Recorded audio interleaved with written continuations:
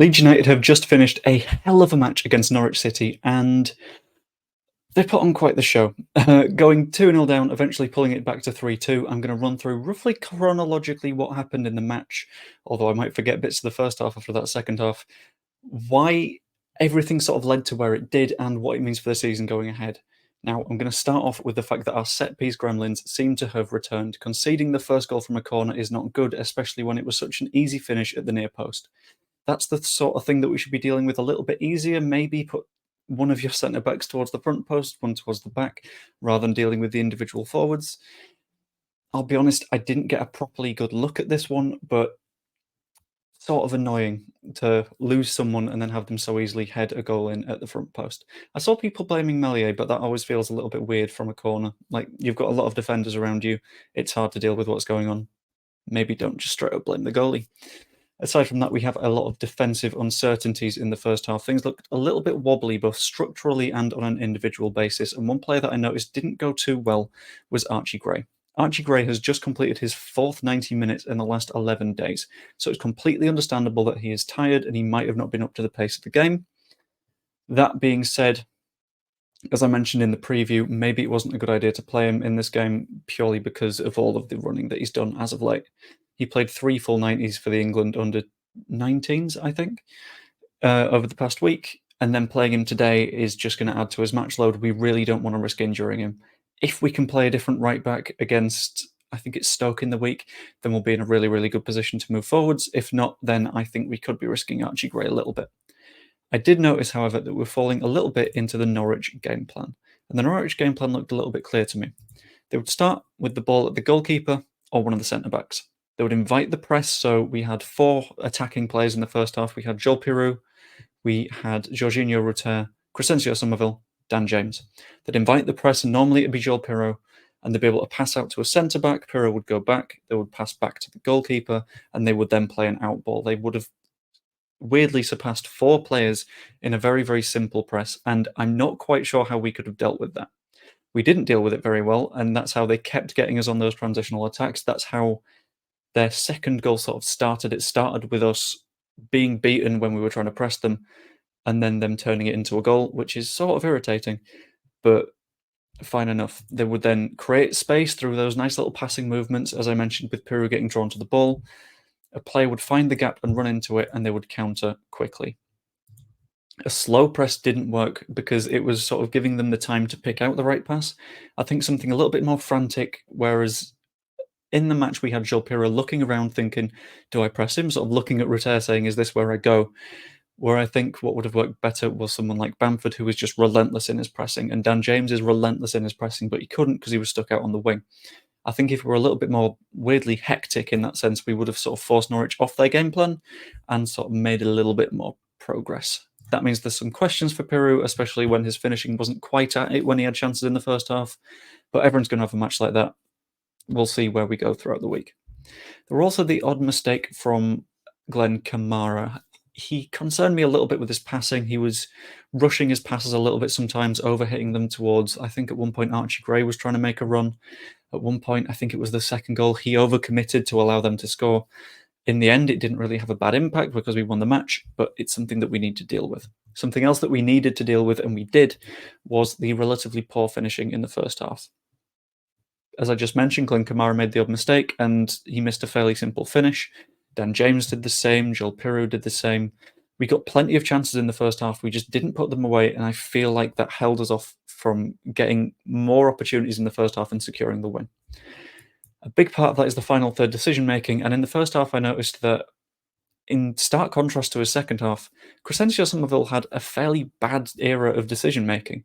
He would get the ball, push up into the final third, get to the edge of the box, and not do anything. In a position where you can shoot, he would take a little bit too much of a moment, and that got fixed in the second half. I think Daniel Farke had a word, but the fact that it happened at the time meant that we weren't able to put the ball in the back of the net as much as we would have liked to, which is a bit of a problem. This one, I feel like I was a little bit wrong with. I have said, did we wait too long for changes? And I think maybe by a couple of minutes, but that can't really be helped. In the end, all of the changes were absolutely spectacular. This was a note that I made when I was watching the game, but It was one I was wrong about. The changes were absolutely perfect. When I saw that we were putting on more wingers and forwards and going to essentially a 2-2-6, I thought it was absolutely bonkers, but it worked out in the end. We put, I think, Dan James to left back. Piru weirdly dropped in to midfield at points, leaving Roter and Bamford as the front two, and then two wingers of Summerville and Nonto. And it works. It worked completely fine because, as I mentioned with that press earlier, we just had so many players up the pitch that they weren't able to pick that clever little gentle ball. And in the end, it led to us pulling one back. Dan James's attack down the wing, crossed it, but it went into that area of uncertainty that they always talk about. And it was just knocked in by their own defender. That's going to happen sometimes. Things are going to fall your way. More than happy with it. And then things got a little bit different. So the specific subs that we went for were not too bad when we got aggressive with the changes. Bamford for Byron, which is a massive switch, and that pushed Dan James back to left back, which is a position we've never seen him in, but it worked because functionally we had two wingers on the left-hand side of the pitch, and Nonto came on for Kamara, which arguably weakened the midfield, but if we're trying to play more transitional stuff, that's completely fine. In the end, it wasn't this nice creative football that led to our second goal. It was an absolute stunner from Crysencio Summerville. Out to the left-hand side of the box, he curled it from outside the post to just sneaking in. I think if it was even a few millimetres to the right of where it hit the post, it wasn't going in. It was picture perfect, and it was what we needed. We needed that little breakthrough to get the confidence going, to do a little bit of something extra. And I feel like they made a mistake immediately after that goal where they brought on Adam Forshaw, who is a more defensive player. I think they tried to shore up, where if they would have gone for the game a little bit more, they could have caused us some more issues. Something else I noted was there was some very nice Bamford Roter interplay. There was a great chance that we formed by those two taking nice gentle touches around the box, playing it into each other. I think it ended up as like a, not a 1-2, like a 1-2-3-4 kind of thing. And it didn't quite end in a shot, but it's shown that those two can play on the pitch very well together.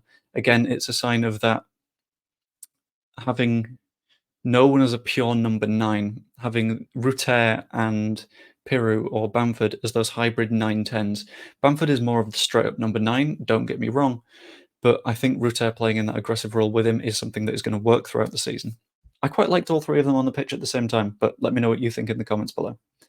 Then we put Anthony on for Dan James. I thought that was a good swap just to give us a little bit more energy in, I would say the midfield, but it's not really the midfield, the left back wing area. Dan James had run his socks off all match. He always does, and that is why I value him being on the pitch.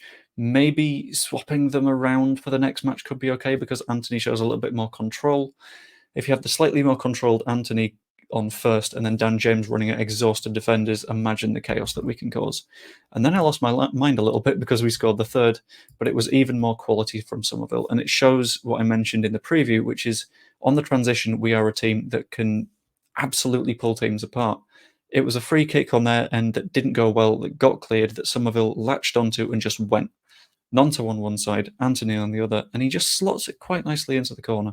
Brilliant finish. Anyway, I think personally my man of the match for that match has to be Summerville. Scored 2, brilliant, created a lot of chances, fantastic. A little bit more of a finish in the first half could have made it a little bit more comfortable, but it all ended well, to be fair. Daniel Farke, I think, has pulled it off again from what was a very, very dangerous, bad position to be in to securing the victory. Incredible. Let me know what you think in the comments below. Subscribe if you're not already, and if you liked the video, please drop a like. It is massively appreciated. I will see you next time.